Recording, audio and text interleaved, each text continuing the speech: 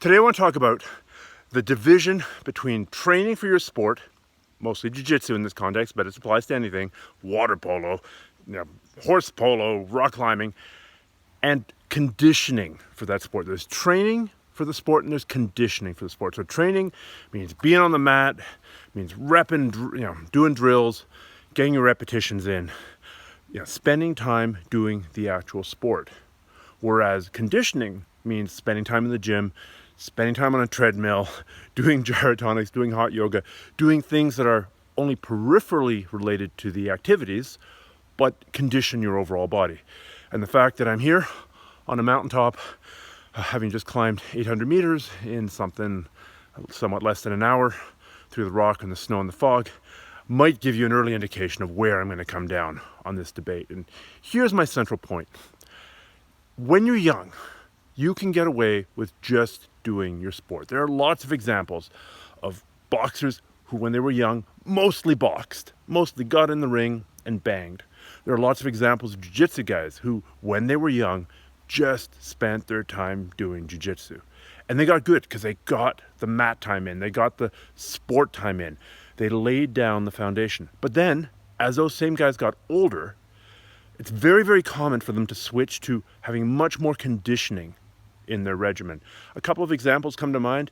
Yoshiro Yamashita, one of the greatest judoka of all time, as he was coming close to the end of his competition career, and he had an unrivaled competition career, his coach told him, we're going to slow down on the judo. You already have the techniques, you already have the timing, you already have the sensitivity, you already have the setups. We're going to focus on the conditioning to keep your body together, and allow you to continue competing.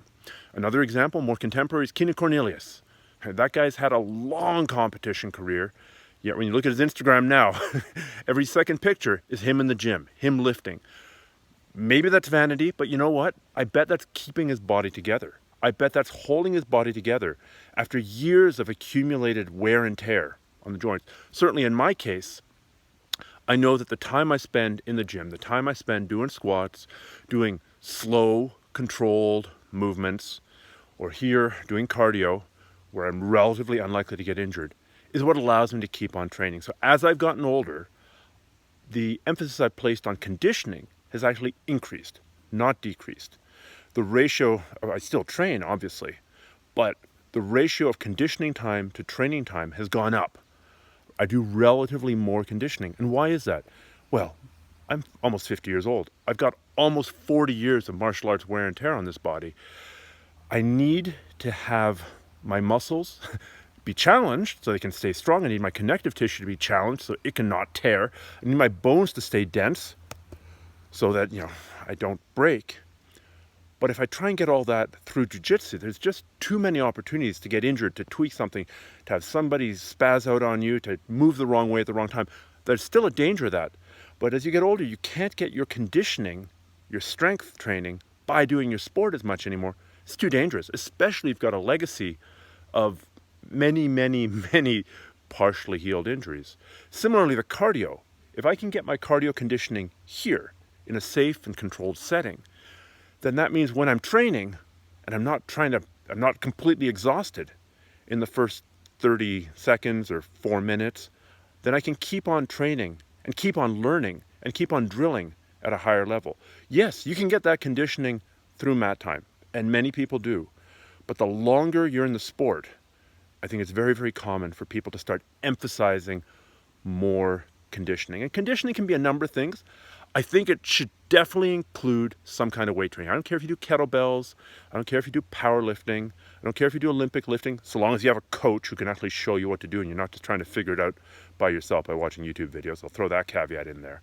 It doesn't really matter how you're spending time under iron, so long as you are spending time under iron. For cardio, it doesn't matter what you do. It doesn't matter if you swim, if you run, if you bike, if you climb mountains, if you ski. I don't care. Just do something to keep your heart and your lungs active.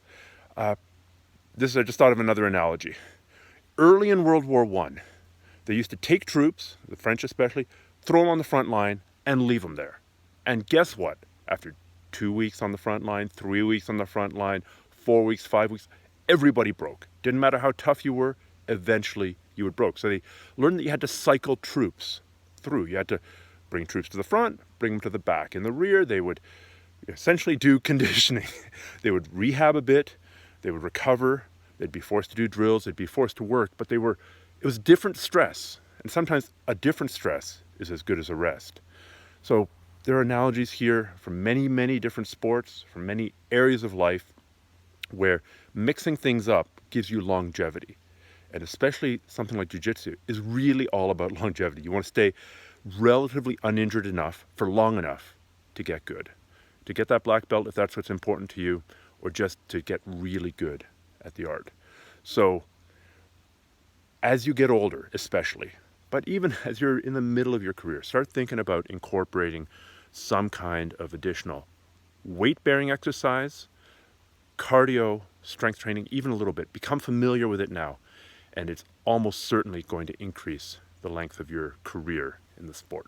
All right, I got another like 200 yards to go here to make it up to the gondola, because yes, although I struggle my way up these hills, I often take the more joint-friendly gondola down, unless I'm trying to achieve very, very specific conditioning. All right, take care, catch you another day.